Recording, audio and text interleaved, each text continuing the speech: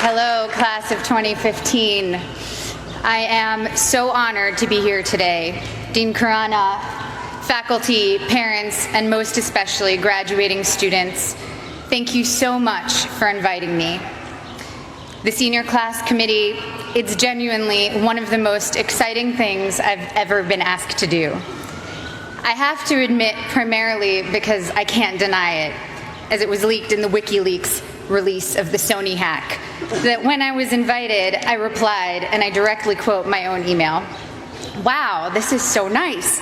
I'm gonna need some funny ghostwriters. Any ideas?" This initial response, now blessedly public, was from the knowledge that at my class day, we were lucky enough to have Will Ferrell as class day speaker, and that many of us, hungover or even freshly high, mainly wanted to laugh. So I have to admit that today, even 12 years after graduation, I'm still insecure about my own worthiness. I have to remind myself today, you are here for a reason. Today, I feel much like I did when I came to Harvard Yard as a freshman in 1999, when you guys were, to my continued shock and horror, still in kindergarten. I felt like there had been some mistake, that I wasn't smart enough to be in this company, and that every time I opened my mouth, I would have to prove I wasn't just a dumb actress. So I start with an apology. This won't be very funny. I'm not a comedian, and I didn't get a ghostwriter. But I am here to tell you today, Harvard is giving you all diplomas tomorrow. You are here for a reason. Sometimes your insecurities and your inexperience may lead you to embrace other people's expectations, standards, or values. But you can harness that inexperience to carve out your own path, one that is free of the burden of knowing how things are supposed to be, a path that is defined by its own particular set of reasons. The other day, I went to an amusement park with my soon-to-be 4-year-old son, and I watched him play arcade games. He was incredibly focused, throwing his ball at the target. Jewish mother that I am, I skipped 20 steps and was already imagining him as a major league player with what his aim and his arm and his concentration. But then I realized that when he won, he was playing to trade in his tickets for the crappy plastic toys. The prize was much more exciting than the game to get it. I, of course, wanted to urge him to take joy in the challenge of the game, the improvement upon practice, the satisfaction of doing something well, and even feeling the accomplishment when achieving the game's goals. But all of these aspects were shaded by the little 10-cent plastic men with sticky, stretchy blue arms that adhere to the walls. That was the prize. In a child's nature, we see many of our own innate tendencies. I saw myself in him, and perhaps you do too. Prizes serve as false idols everywhere. Prestige, wealth, fame, power. You will be exposed to many of these, if not all. Of course, part of why I was invited to come speak today, beyond my being a proud alum, is that I've accrued some very coveted toys in my life, including a not-so-plastic, not-so-crappy one, an Oscar. So we bump up against a common trope, I think, of the commencement address, people who have achieved a lot telling you that the fruits of achievement are not always to be trusted. But I think that contradiction can be reconciled and is in fact instructive. Achievement is wonderful when you know why you're doing it, and when you don't know, it can be a terrible trap. I went to a public high school on Long Island, Syosset High School. Ooh, hello, Syosset. The girls I went to school with had Prada bags and flat-ironed hair, and they spoke with an accent I, who had moved there at age 9 from Connecticut, mimicked to fit in. Florida oranges, chocolate cherries.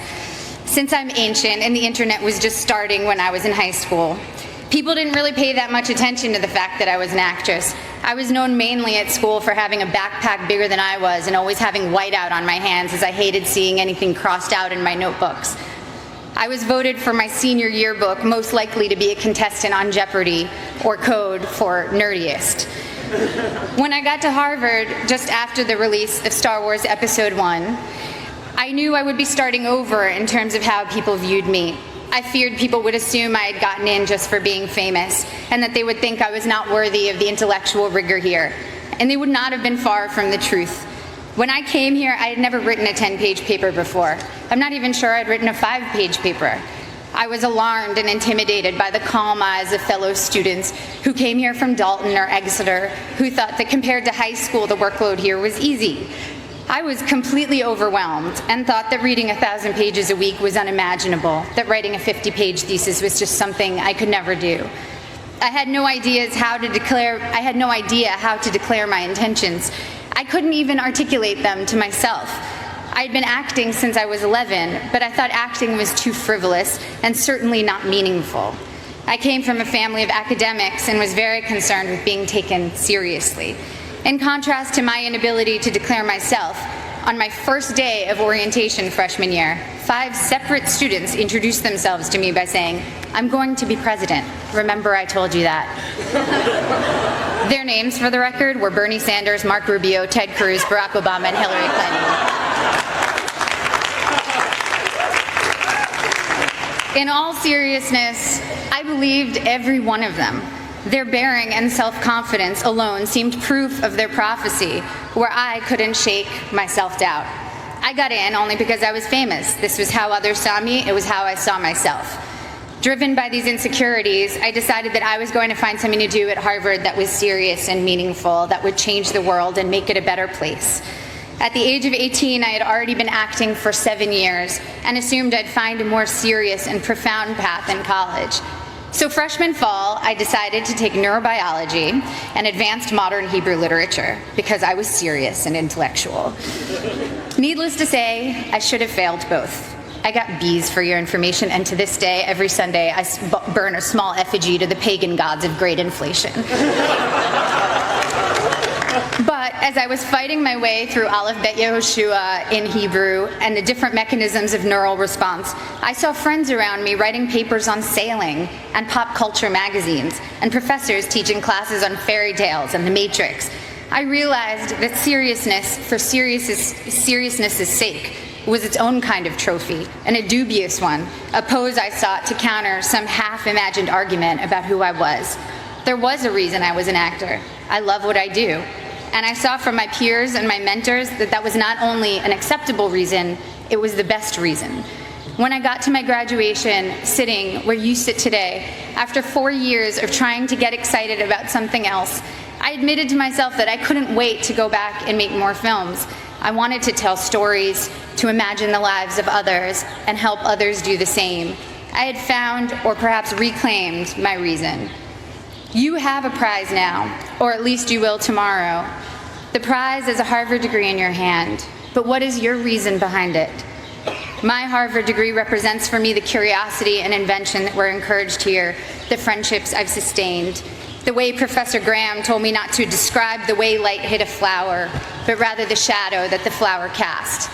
The way Professor Scarry talked about theater as a transformative religious force, how Professor Coughlin showed how much of our visual cortex is activated just by imagining. Now granted, these things don't necessarily help me answer the most common questions I'm asked. What designer are you wearing? What's your fitness regime? Any makeup tips? But I have never since been embarrassed to myself ask what I might previously have thought was a stupid question. My Harvard degree and other awards are emblems of the experiences which led me to them. The wood-paneled lecture halls, the colorful fall leaves, the hot vanilla at Toscanini's, reading great novels in overstuffed library chairs, running through dining halls screaming, "Ooh, ah, city step, city step, city step, city step." Woohoo! It's easy now to romanticize my time here, but I had some very difficult times here too. Some combination of being 19, dealing with my first heartbreak, taking birth control pills that have since been taken off the market for their depressive side effects, and spending too much time missing daylight during winter months led me to some pretty dark moments, particularly during sophomore year. There were several occasions I started crying in meetings with professors, overwhelmed with what I was supposed to pull off when I could barely get myself out of bed in the morning.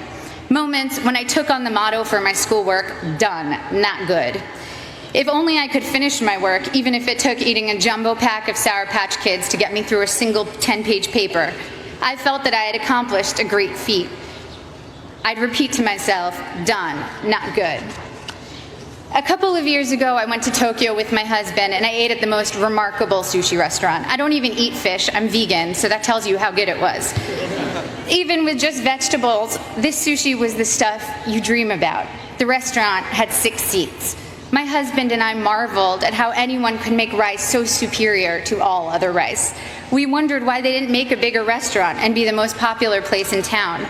Our local friends explained to us that all the best restaurants in Tokyo are that small and do only one type of dish, sushi or tempura or teriyaki, because they want to do that thing well and beautifully. And it's not about quantity, it's about taking pleasure in the perfection and beauty of the particular. I'm still learning now that it's about good and maybe never done, that the joy and work ethic and virtuosity we bring to the particular can impart a singular type of enjoyment to those we give to and of course to ourselves.